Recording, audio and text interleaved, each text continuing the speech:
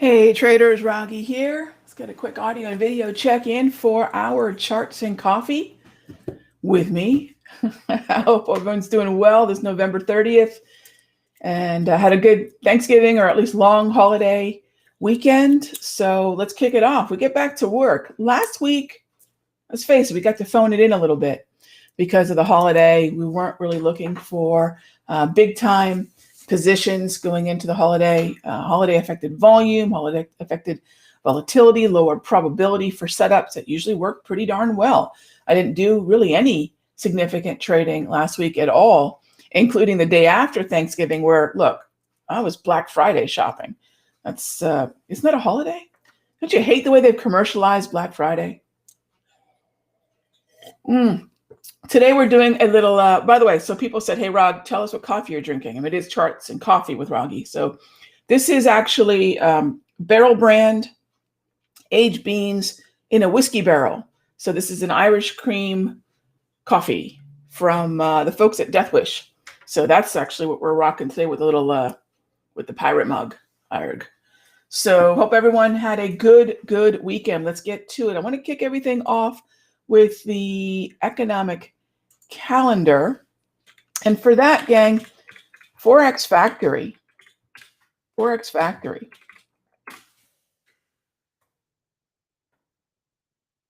All right, so let's take a quick look at what we've got coming up, not just for the day, gang. When you're doing this Forex Factory scan, let me zoom myself out of here. There we go. When you're doing this Forex Factory scan, please look at what happened prior to your getting to the computer and then look forward to what's coming up because the market's always looking forward. So if you're playing crude oil, keep an eye. We have OPEC meetings. We do anticipate the production cuts to be put in place for longer. That's going to be fairly bullish to crude, generally speaking. We do have what else? As we wind down the month, there's something else that's going to happen that's a tendency. Almost think of it as perhaps even a seasonal. And that's the end of month phenomena. It's not as intense as if this were end of month and end of quarter, but it is going to, there's going to be a certain amount of redemptions that we would anticipate coming in starting about 8 days out before the end of the month and intensifying the last 3 days of the month. Most intensely, the last day of the month, and those are redemptions. The redemptions meaning folks who are going to pay themselves out of the market. Now, normally in the context of a market that's generally heading higher, like this one is, one of the things that you'll notice is that the market will think about a couple things. One, well, I need to pay myself, and two, do I want to reinvest any capital into the early part of the month? And in uptrends, that tendency is very, very high. And so what we want to remember is we'll see a little bit of redemption weakness into the end of the month, just a tendency. It's not a setup, it's not a guarantee. And we'll see some of that money get reinvested the early part of the month. And that's something that's not on the calendar as we take a look at the end of the month, because that's a tendency that we see every single month. Chicago PMI, pending home sales. Nothing here really that should be incredibly jarring. Unless you're trading crude oil and unless you're trading perhaps exposure to XHB, XLRE, ITB with the pending home sales, which should be a somewhat impactful event. And then unless you're trading the Aussie dollar, the 6A or the FXA or the EWA country ETF, 10:30 tonight, we've got the Reserve Bank of Australia's rate statement, okay? You move a little forward, we go into the beginning of the brand new month. Here comes December, and here comes Fed Chair, as we call him, Powell. And there he is, 10 a.m. tomorrow. 10 a.m. tomorrow. So what we want to remember with that 10 a.m.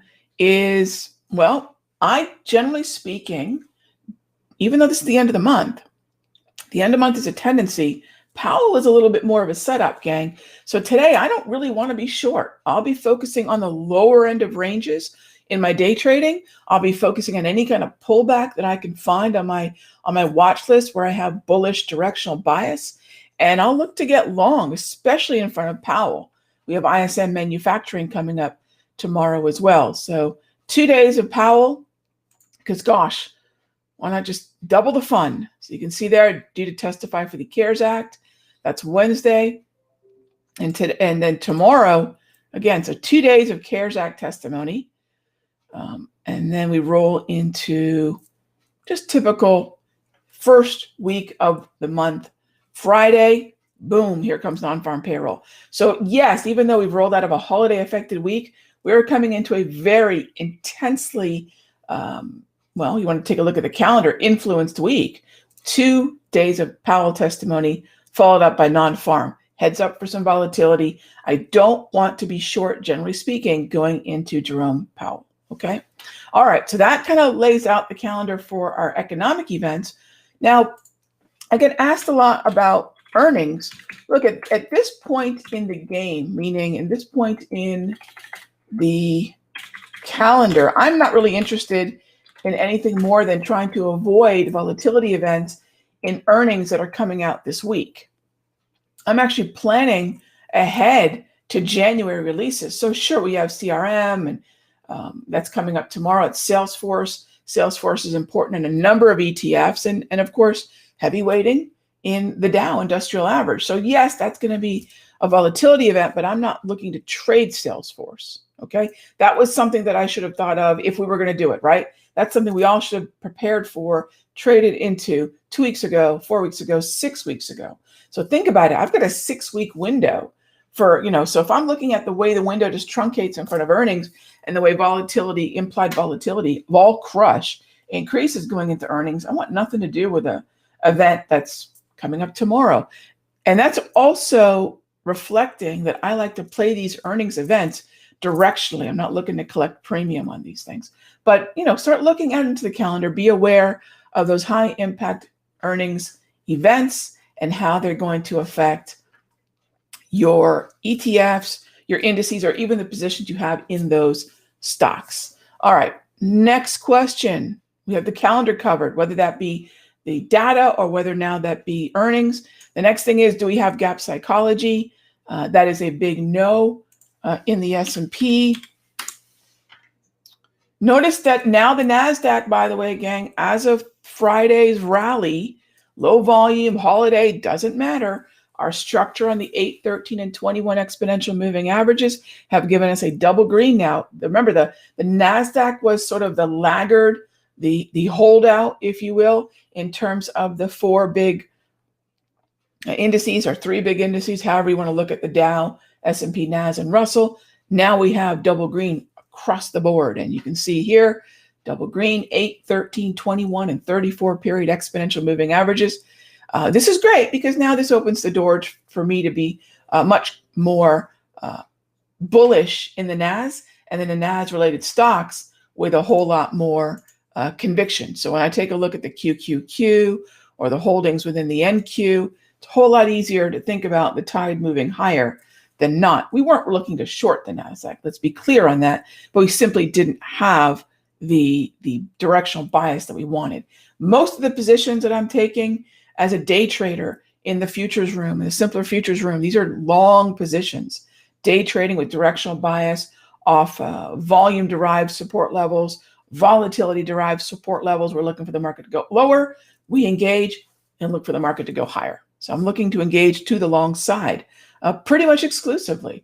So you'll notice that on the day trading side, on the simpler futures room, if you're with me in the Sector Secrets Mastery, you know that we're just looking for pullback buys. And even when we have markets that are moving lower, I'm really not interested in those moves to the downside. I want to take advantage of markets that are pulling back into support, retracing, if you will, and get long. Still double green on the Dow, no gap psychology here. And then finally the Russell, double green on small cap. Again, no gap psychology to open the market unless something dramatic happens in the next 21 minutes. I'm looking at just a regular old vanilla kind of open, no gap psychology. I need to check the box in 2 criteria for a gap. One is, are we above or below the 4 p.m. close, in this case of Friday? And am I above or below the higher low from Friday? And both those criteria must be met. All right, so then Let's take a quick look at the bond market. A lot of folks have asked me my bullish bonds, and we did a video, one of the free videos, by the way, you can catch on the Simpler Trading YouTube channel, or you could subscribe to the Simpler Trading newsletter. We send this out every night. And one of the things we talked about was this move in here actually being bullish. You know, if you're doing anything, you're looking at perhaps the TLT ETF on the move lower, you buy TLT calls, and then you look for the market to move back higher. And that's, you know, one of the things that we did back in here.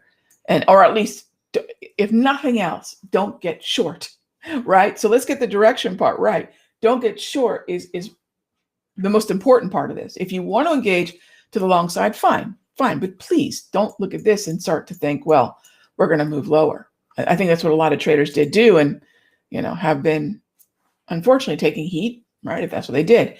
This is not a market that I would view as a downtrend. It's still an oversold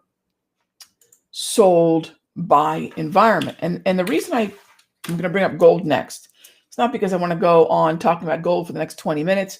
Way too much interest in gold right now. And what do I mean by that? Again, let gold simmer down. It just broke a significant level of support that dates back to September. Give it a minute, okay? This will inevitably be the symbol that I get asked the most about because it's moving again. I'm not interested in shorting it because I would need a rally to resistance to short into it. In other words, a bounce. And I'm certainly not interested in buying it yet because I need a pattern to show that this sell-off is simmered down. And then at that point, I can find a layer of support and I can start to build a long position using GLD calls that would expire for February of next year. Leave gold alone for a minute. It's okay. You don't need to pick the bottom. You don't get brownie points for doing it. I don't get bonus points for doing it. Give it a minute. It's okay. If you want to trade it, shorten the time frame. Look for those intraday setups. Okay, I have a new pair of glasses on today, and they just feel so weird. Okay. Anyway, that's a little bit better. All right. So what else do we want to take a look at? Crude, I mentioned we have the OPEC meetings. Crude has double green. So I would love for the market to maybe sell off a little bit on the OPEC meetings, which would be fantastic. I would totally enjoy that, because if we were to move lower into this area, I would buy calls in CL. I'd also look for the RB. That's the RBOB gas, right? Gasoline. I'd also look for the RBOB. You can also look at the UGA ETF. If we were to sell off a little bit this week, I would definitely look to buy crude oil. Crude's gone double green, gang, so we can get back to work on buy the dip like we did through most of summer. RBOB isn't there yet, but RBOB's mostly going to move in the way that crude oil does. And of course, we do have a nice ETF alternative. I'll play options on the CL. I'll play the UGA ETF for RBOB. Okay. All right. Last commodity we're going to run through is one that we took a position in the futures room last week, and that's natural gas. So, yeah, natural gas is moving back up again, which is great. I'm not going to get too excited about this because we've been here before. I really need to see natty gas get above 3.0 and establish support above that level. So yes, this is nice. Our calls are going to be, back in the money, which is superb, or at least profitable again, which is superb. They should be very nicely up today. However, keep in mind that real follow through is going to be once we take out that November 25th high. And how do we play NG? This is where I don't want you guys thinking, oh my gosh, futures. Hey, there's ETFs for almost everything we've talked about here today. GLD, DIA, IWM, QQQ, SPY. I do not play the USO for crude any longer, but we've got options.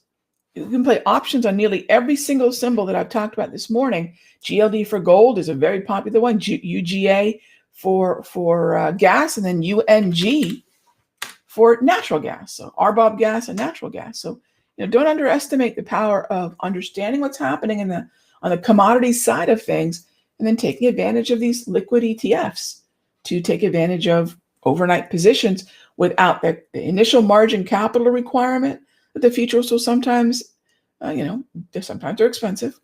And you can be a whole lot more flexible with the options on the ETFs. Now, the other thing to keep in mind is I usually day trade the futures. Better leverage, great day trading margin. So if I'm day trading the Dow, I'd rather day trade the YM. Yes, you can day trade DIA calls, but you're going to get a lot more bang for your buck out of those day trading futures setups. All right. Let's take some questions here. All right. We have Docu. Sure. Okay, so here's Docu. Docu's part of that whole work from home. Gang, there are so many stocks, now all four indices. So stocks, the indices, and sectors that are double green. I'm just not going to prioritize. This isn't specific to Docu alone. I'm simply not going to prioritize a market that isn't moving higher. You're going to find when you look back on your trading that when you have both of these flags green, how much better you're going to do. I'm not going to pay attention or prioritize markets that are yellow. So that's an easy sort of back burner type of, if you're going to filter your watch list, that's a great way to do it. It's a great way to do it. All right. So it's fine if you have a different plan, but I think there's so many other better looking sectors and individual stocks that it's hard for me to not focus on those double green markets. SMH is a really good example. Darn near any pullback in SMH, buyable. Look at the individual stocks within the SMH. This will be something I'll be talking about in the futures room, options room, and our sector secrets mastery today at 12:30, building our Monday watch list. And so, yeah, when I take a look at SMH, except for NVIDIA and except for Intel, which has been a dumpster fire for a while, there's a lot to like to the long side in the SMH, including the broader sector. All right. So I do like semiconductors. Absolutely. But I'll trade SMH. All right. Next up is Tesla. Sure. Let's go take a look at that. Now, Tesla's important to futures traders. It's been a popular stock for stock traders and options traders all year long. Weighted heavily within the NASDAQ, QQQ and NQ futures. It's going to be incorporated into the S&P. That affects the SPY. Keep in mind other ETFs that have Tesla weighting in them. But Tesla's a buy the dip market, and Tesla's never been a short, gang. Throughout 2020, unless you hate your money, you really don't focus on the short in a market that's been double green, segues out of the double green, and re-engages the double green, because what happens is, and you can see this is kind of classic charting, really. So take a look. You've got this move higher. All right, you've got this move higher, double green move higher. Then you got this transition into a giant, I don't care if you call it a triangle, a pennant, or a bologna sandwich. What do we know? This is a congestion to compression, right? What happens? The range is wide, and it gets narrower and narrower and narrower and narrower until finally it just has to move one way or the other. Typically, I'm going to expect the market to continue in the direction that it was going in. Respect the trend that was. Not once to me has Tesla been a market that makes sense to short. And I say that because this is just a continuation really of that. And many people would say, well, Raghee, didn't that just break out of this pattern? I completely agree. I don't like to draw trend lines as a general rule, but it's a pretty obvious pattern. It's a pretty obvious congestion to consolidation move, which then just continued the trend that preceded the chop. Pretty simple. And another way to look at this would be to look at it through the prism of the history of the JT trend. Okay, the history of the JT trend. You might say, Rog, there was a very small window of double red, and that's the only window of double red that we had. The only window. Everything else was pretty much buy the trend. Okay, it's choppy, but you still want to be respecting the trend that was, and then right back to buy the trend. Okay, back to chop, right? But respect the trend that was. So Any pullback in Tesla, whether that be an oversold move to the downside or whether that be a correction of the trend, this is just buy and then buy again. Respect the trend that was. Look at when the market consolidates. Notice where the floor for the consolidation or congestion is. See what the trend was that preceded it. Move in that direction. That's the path of least resistance. So I hope that helps. All right. Am I in TSM? I am. Yeah, I've been in TSM on and off. Well, take a look. You guys should know how to look at this pretty clearly. From now, those of you that have been joining me here for the show, look at all this green, look at all this green, look at all this green. And then remember I said, respect the trend that was. Is this a short? Not unless you hate your money, right? And when I've got the SMH moving higher, when I have the SMH, remember, this is the number one weighted name in the SMH ETF. So I've got the tide and the biggest boat moving together. So yes, we've been focusing on the long side. Now remember, this stuff in here bamboozles a lot of traders. Don't get sucker punched by that. Remember, a transition from green to yellow is just a transition from trend following to oversold buying, right? Long. All right. So keep that in mind. It'll save you a lot of grief. Don't be a top picker. That's just revenge trading. Okay. That's just revenge trading. And remember, we're trading here. I'm not talking about structuring a portfolio that we're going to discuss for the next 6 months or next 2 years. This is just trading. So fundamentals behind the stock mean zero to me. Okay. So just keep that in mind. If you're trading and your time horizon is 3 weeks, 4 weeks, 5 weeks, 6 weeks, maybe even 3 days, I don't care what the fundamentals about the stock are, other than, say, the volatility of earnings or news or things of that nature. Okay. All right. I'm going to wrap this up with just a quick answer to a question. Apologies for no, not at all. Welcome to the show.